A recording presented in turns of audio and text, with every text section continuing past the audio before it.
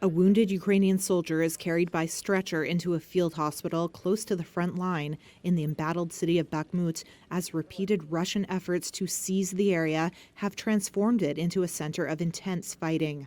A 33-year-old military paramedic who would only give his first name, Ivan, said the fighting came in sudden, deadly waves. This work is different because you have a very small period of very high casualties. And there are a lot of going on. This is very, very fast, and all the battalions have casualties, and you need to treat them fast. And it goes like 1 week, and it's over. So either we win, or either we are forced to back. Another Ukrainian service member who called himself Vladislav said it seemed like the Russians were attacking haphazardly. Judging from their equipment and the way they look, their actions and movements, they are simply creeping in, running, walking. They don't have trained military staff, tactics. Ivan said it appeared activity was ramping up on both sides. Now we are preparing for something, I don't know, but thanks God we have little casualties these last 2 days.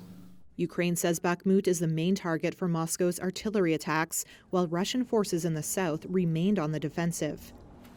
Western countries are trying to boost aid for Ukraine as it reels from Russian missile and drone attacks targeting key energy infrastructure that have left millions without heating, electricity, and water.